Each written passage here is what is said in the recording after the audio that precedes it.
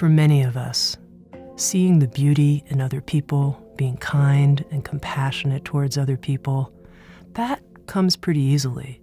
But what's really hard is seeing the beauty in ourselves and being kind and compassionate consistently towards ourselves, especially when difficult things happen. Perhaps someone's critical of us, or we make a mistake. We beat up on ourselves. You could call it the inner critic, or that voice in the head that says mean things, or you could call it self-hatred.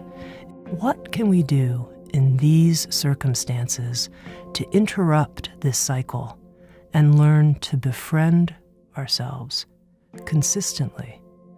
Sounds True has created the Self-Acceptance Project to investigate this question. We've invited the participation of spiritual teachers, psychologists, neuroscientists, visionary writers, all to look at how can we learn to be kind and compassionate towards ourselves on a consistent basis. Thank you for joining us, and welcome.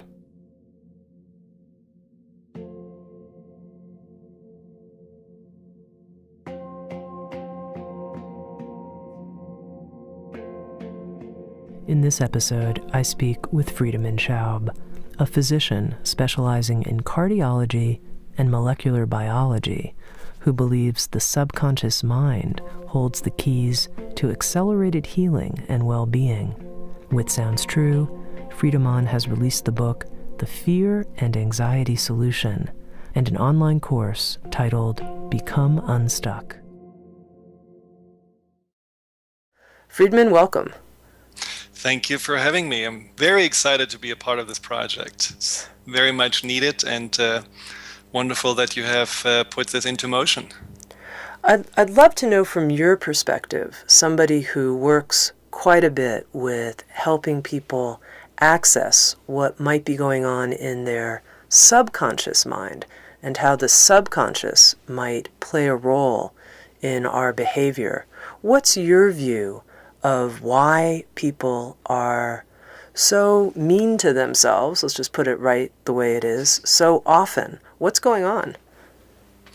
Well, first of all, I think it's amazing that people are more aware of how mean they are to themselves, because I think 5-10 years ago, it was more this undercurrent, or we were just not noticing it or accepting it as, well, this is how we talk to ourselves.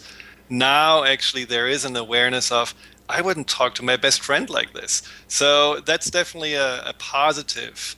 But the problem is when we hear this mean inner voice, of course, we feel like that there is something wrong with us, that somehow there must be someone or something inside of me that has a really bad opinion about me, and we are starting to fight ourselves. We are starting to go in these cycles where we either ignore this voice or we get angry at this voice and we say, shut up or delete, or we are buying into it and then let ourselves be, brought down or feel stuck in the tracks. And what really happens on a subconscious level, I believe, is that this voice has a meaning. And the meaning is not to hurt us.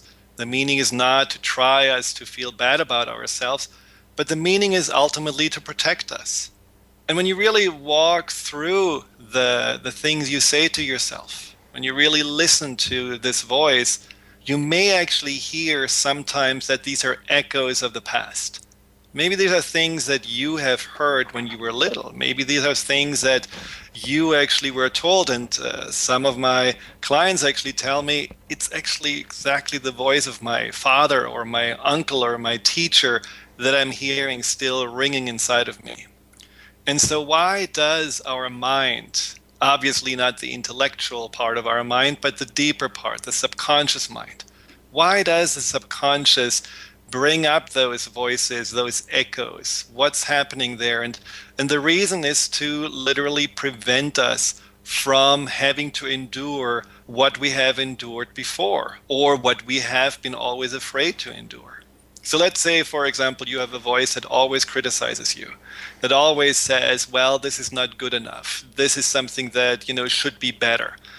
Usually you have then developed early on in your life a pattern, a protective pattern that says only if you're perfect or only if you are performing at the highest level, you are acceptable or you will not criticized or judged.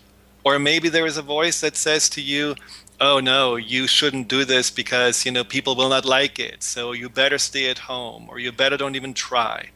That may be a protective pattern of being invisible, because that seems to be much more safe than being seen and being a target for someone. Or maybe there is a voice that always says that, well, are you sure that this person is happy with you? What if you next time, try to please even more? That's the pleaser. That's a pattern that actually also has been designed often early in our lives to also appease others through making sure that they are okay with you and that you are not getting in trouble with them. So when you understand that this meanness is just preemptively trying to prevent you from having to endure this from someone else, you may actually then also have a deeper understanding and maybe compassion for that inner protector, that part of you that really tries so hard to keep you safe. Now, you're saying that these voices of self-criticism actually have this positive function. They're trying to protect us. But in effect, that's not how these voices operate in our lives. Meaning it doesn't often have a positive impact.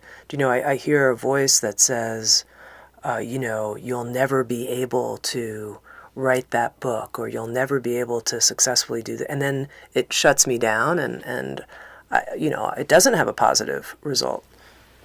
Well, it does have a positive result in, from the perspective of that part of you that still believes that you're small, that you're vulnerable, that you cannot take care of yourself, that you are not really in a position where you can deal with other people's criticism.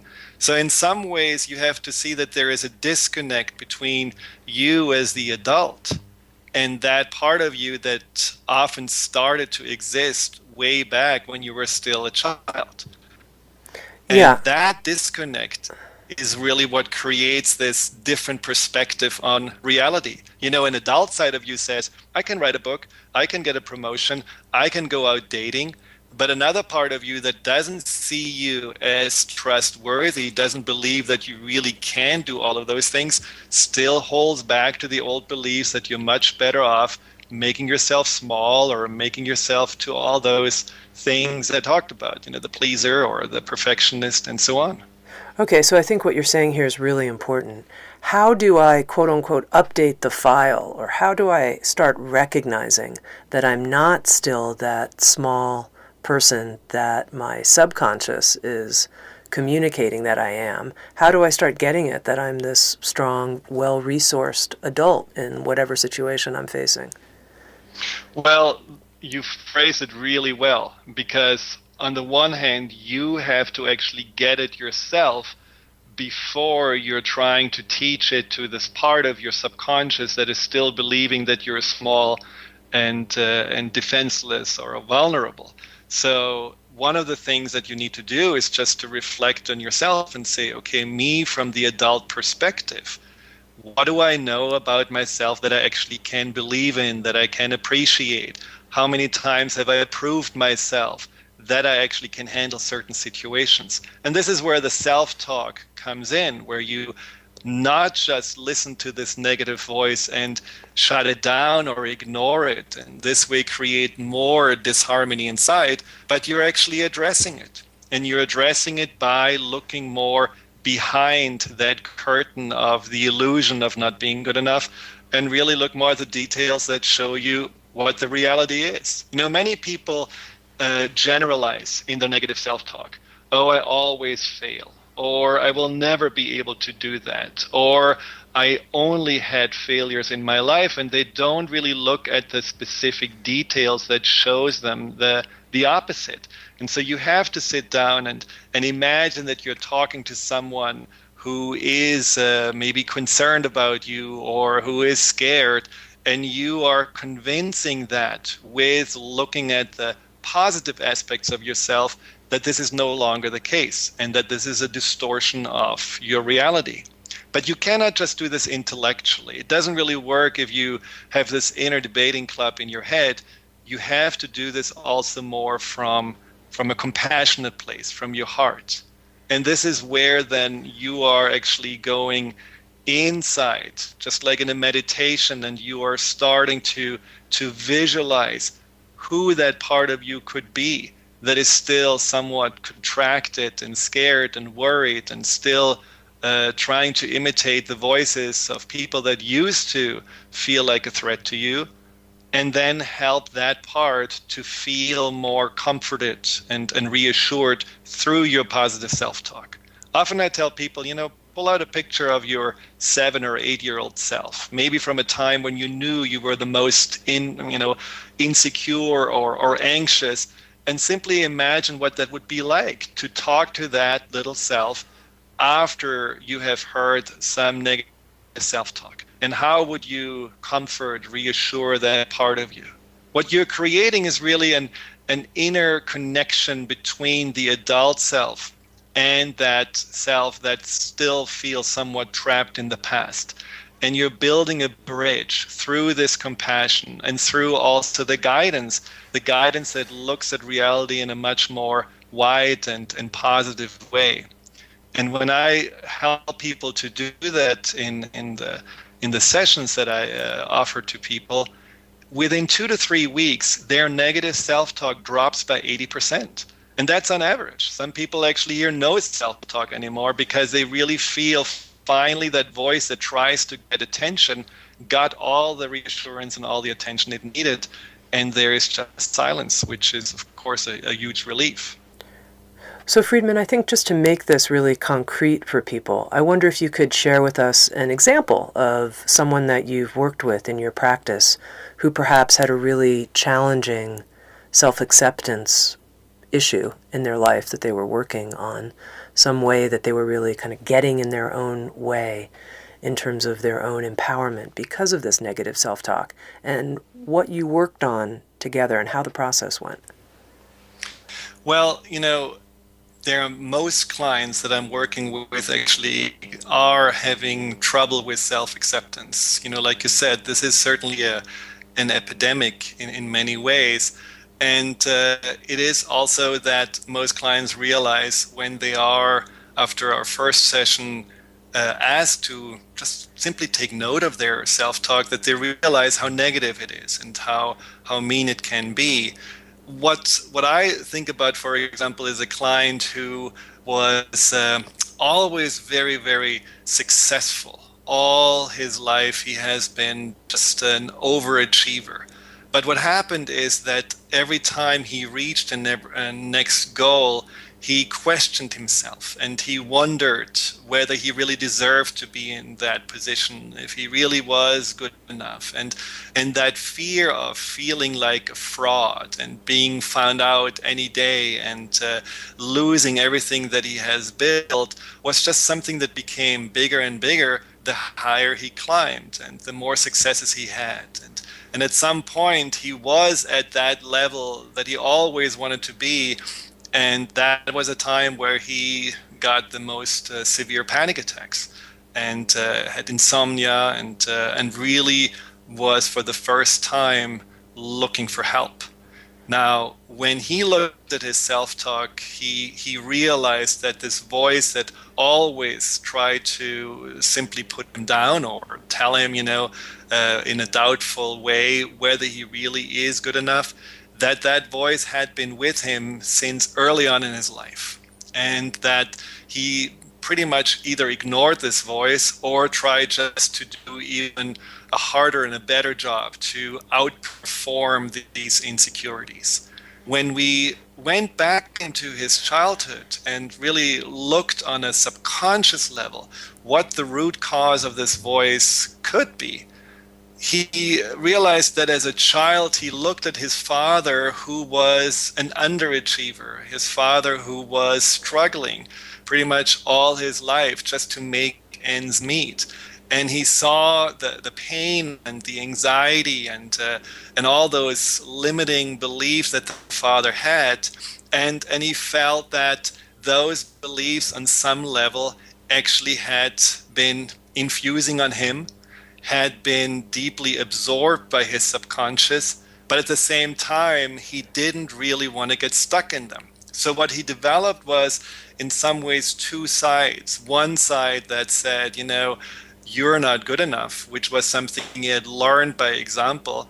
And he also did have certainly a critical father who did quite frequently judge him and put him down. But then he had the other side that says, no, I'm going to prove myself and I'm going to outperform my whole family and I will be extremely successful.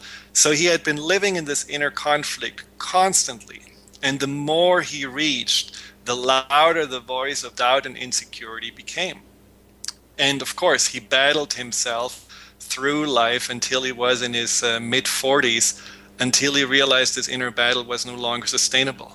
So when we went into a subconscious process of reconnecting him to that voice that always was anxious and that always was insecure, we worked on him having actually understanding and compassion for the circumstances this part grew up with. And we helped him to find a language to speak with that part of him so that that part of him didn't have to hold on to those old beliefs, but also to see more that the adult self is trustworthy, has so much resources and capabilities, and that that part of him no longer needs to protect him, that this part no longer needs to look out for his safety, that the adult self can actually be the one who is that source of protection and safety. Now, this sounds all, maybe very simple, and it is. But what happens really is not that the intellectual understanding was enough. What happens is that he was able, through the process of the subconscious, to go actually into his heart. And, this is something that I always feel is so important for self-acceptance, to be able to open your heart to yourself. And when you are able to see that your source, like he did, the source of your negative self-talk, the source of that inner fighting yourself, that source of that mainly or maybe meanness that you have been experiencing, that source is actually a part of you that needs this reassurance and needs compassion, you will notice that there is an enormous shift happening because you are understanding that you're actually outgrowing your past. And this is exactly what happened with this client. He was able to outgrow the past that he tried to run away from, that he tried to outachieve himself from all his life. And all of a sudden, he actually was able to enjoy his accomplishments. He was able to enjoy his life, and he found a much greater peace and again, a much greater compassion for himself. That's a wonderful story, Friedemann. I think it really illustrates a situation that many of us in some form might feel ourselves in.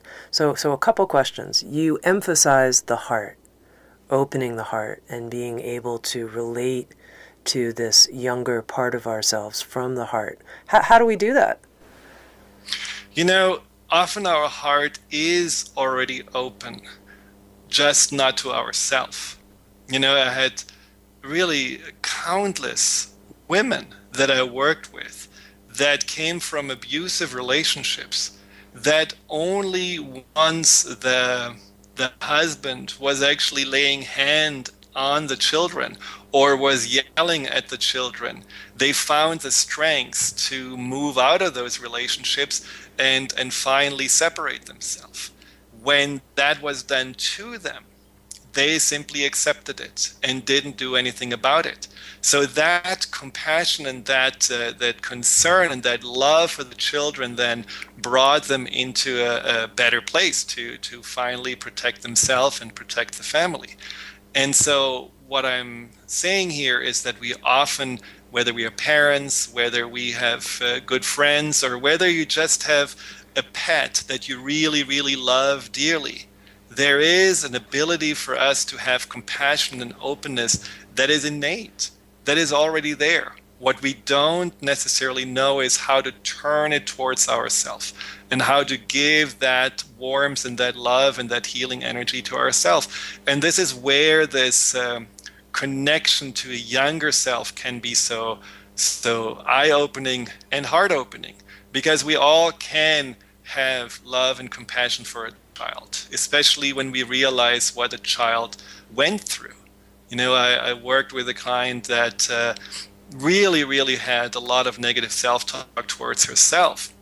And when she recognized as a child how much she actually tried to protect her mother from the pain that her mother had, how much she tried to shield her heart by pleasing her, by making sure the mother was okay, even at an early age, she actually gained a complete new level of admiration and love for that younger self by realizing how much courage and strength and compassion she already had at that young age. And so revisiting your childhood, and often it's really helpful to do this in a subconscious process, and realizing that your greatness and your ability to love and have compassion was already there, and that self that may have simply felt not safe enough to unfold and expand needs now exactly that level of compassion and love from you, the adult. That in itself is really heart-opening. And as something that it's a huge step towards to feeling whole and feeling in harmony with yourself. Now, there's two other parts of the example that you gave of this high-achieving client that I want to pull out a bit. So the first was you talked about how this person responded to the parental environment as a child. And I'd love to hear you talk a little bit more about how you see that in general. Often people do this. We're responding as young children to our parents, and how that influences our own sense of ourself, and how you see that kind of getting encoded, if you will, in our subconscious. Well, in this case, he basically had two protective strategies or patterns developed to respond to the environment. One was to put himself down so that he may avoid criticism, but the other one was also to get stronger and better and prove himself that he is actually able and capable of reaching the goals and proving the parents wrong and stepping out of those constricting footsteps of the parents. That often happens, that we are having two sides that are either simultaneously or one after another develop on the subconscious level. For me, for example, I certainly was, as a child, at first pretty easygoing and happy-go-lucky until I had my first few big failures in school, and the teachers raised concern to my parents, and they of course raised concern back to me, not necessarily in the most compassionate way. And in that moment, it was almost like a shock for me that world that seemed to be so safe and so accepting completely changed and all of a sudden appeared so judgmental and demanding. And I had two also, in some ways, responses to this. One response was a response of hypervigilance and a response of really making sure all the ducks are in a row. But then there was also a part that really felt very unsafe and insecure, and was not really daring to start something new, not confident enough, and felt like the best thing is to hide out and not really put yourself into danger. So there was definitely a part that wanted to contract and a part that wanted to perform so that other people are pleased. Both parts try to simply make sure that I'm safe and don't get hurt. And so you can probably look at your negative self-talk and you may be able to see that you are not only have one source of negative messages, but there may be two sources. Very frequently, I notice that these two sources start, one early in life and the second maybe when you're a teenager. Maybe there is a source that feels more rebellious or feels more like, I just going to do it my own way. And that may be a complete different energy in that part of your negative self-talk than the part that was earlier developed, that was maybe more about protection through invisibility or protection through avoidance.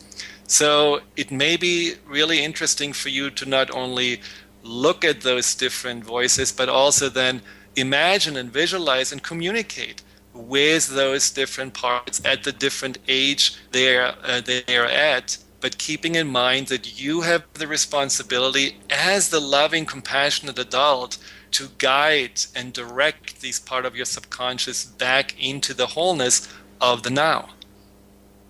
Which brings me to the other question that I wanted to ask from the story that you described of your client. You said that he learned to speak differently to these parts of himself, that there was sort of an inner language. Can you talk more about that?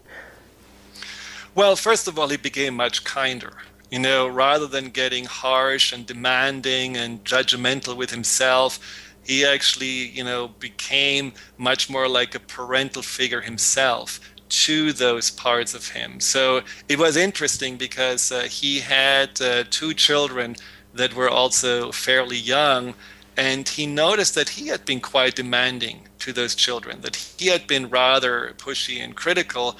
And as he was learning to empathize and also be more compassionate to his own inner younger self, he was actually also changing how he talked to his own children. So it's about, of course, the words you're using.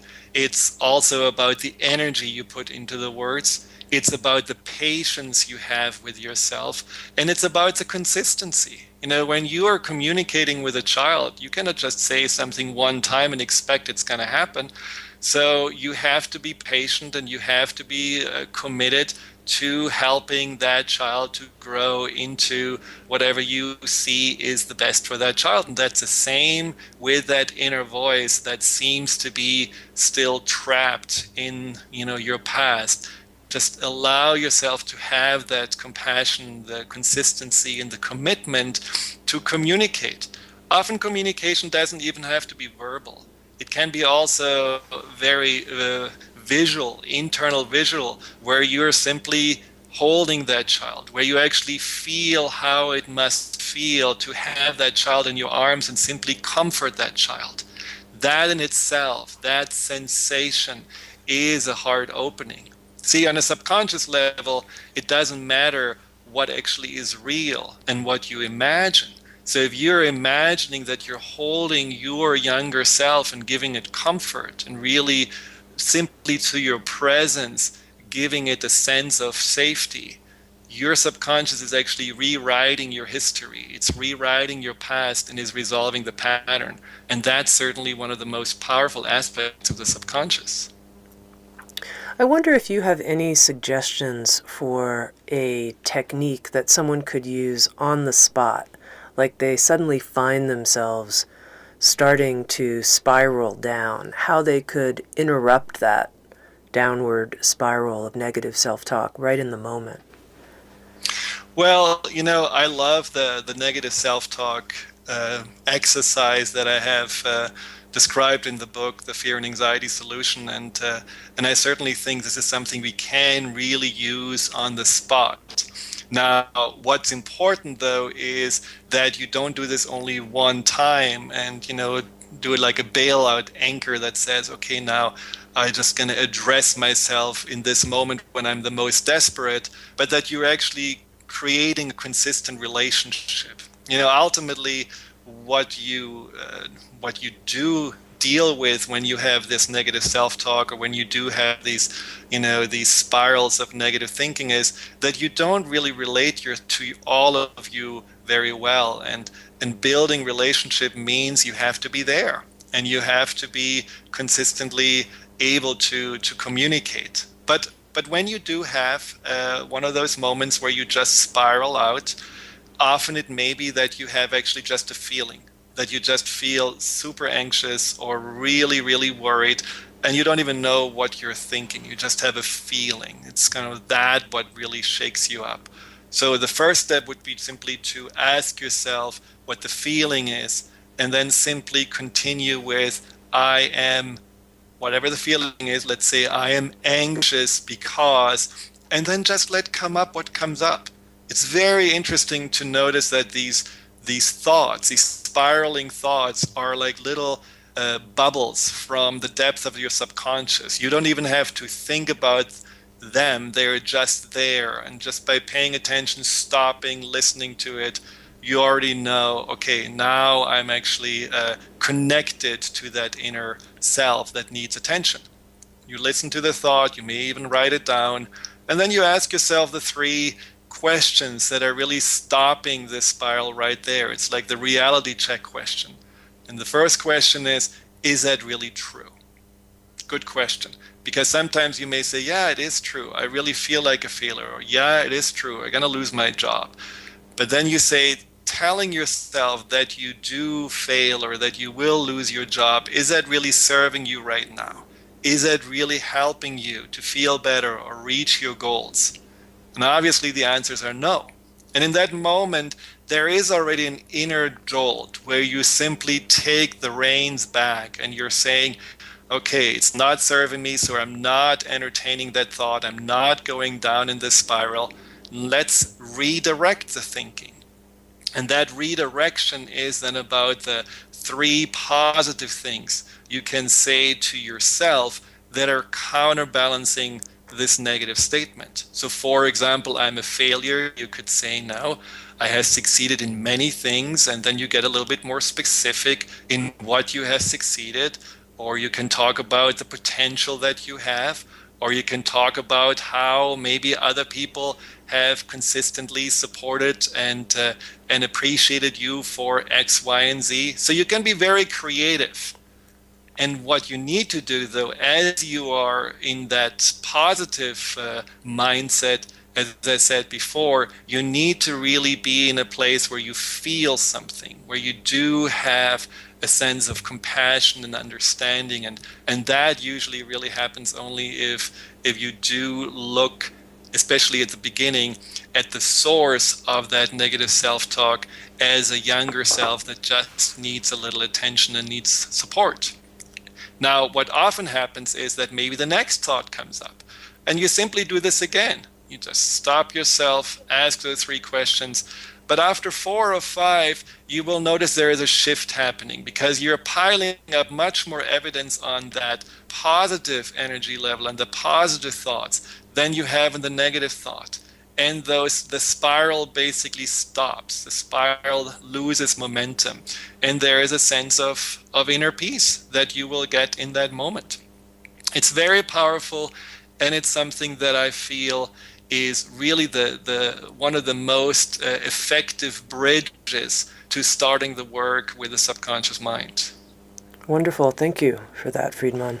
I just have one final question for you. We started this conversation talking about how we're in a certain moment of time in our cultural zeitgeist where this whole topic of self-compassion and self-acceptance seems to be prevalent in our collective dialogue in a way that it hasn't been previously. And I'm just curious to know why you think that is. Why do you think that's the case right now in time? Well, I have a feeling that we have been so trained to look at the outside of us, to basically see ourselves in relation to others, to compare ourselves, to compete with others, to somehow see our own worthiness only through the measurements and the perspectives and the opinions of others, that we have lost touch with ourselves, that there is something inside of us that just felt more and more pulled out of the center. And I have the feeling that this is, has been going on for, decades now, and it has been certainly accelerated more and more through the media, through new pressures and new ways of communication that prevents us more and more from actually taking the time and recenter ourselves and even get a relationship to ourselves. But what happens is that whether we call it our core, our essence, our heart, our soul, whatever you want to call it, but on a deeper level, on a deeper consciousness level, this is a state that's not acceptable. Because if you're not connected to yourself, you will never learn to know yourself, and you will never learn what you're actually here for. What is actually the purpose of your being? Is the purpose of your being just to fit in or to compete or to win or to compare with others? Or is your purpose something very unique and individual? And I believe that this tendency for people now to notice more and have the desire to connect more to themselves comes from the pain of the disconnection, the pain of being outside of yourself, of not feeling yourself. And I'm not a person who is avoiding pain. I think pain is something very healing, and it's certainly something that can be a catalyst for growth. And I think as a society, having this level of pain, the level of anxiety, the level of depression that is going around, I believe that's actually a huge catalyst for growth on a bigger level. And I'm glad that like yourself and like this program, there are let's say guidance out there for people to find a way to reconnect and find a way to learn that actually they need to have a relationship with themselves in order to find the peace and also the fulfillment that we are all looking for. Always good to talk to you. Friedemann Schaub, you always have something so helpful and uplifting and real. Gritty, real, helpful, uplifting to say. Thank you so much. Thank you very much. Dr. Friedemann Schaub is a physician specializing in cardiology and molecular biology and has helped many clients overcome fear and anxiety with his breakthrough empowerment programs that combine his medical expertise with clinical hypnotherapy, meditation, NLP, timeline therapy, and more. With Sounds True, Dr. Schaub has released the book, The Fear and Anxiety Solution, and an audio program of the same title that includes many of the guided practices that are included in the book. You can visit SoundsTrue.com for more on Dr. Friedmann's work. SoundsTrue.com. Many voices, one journey. Thanks for listening.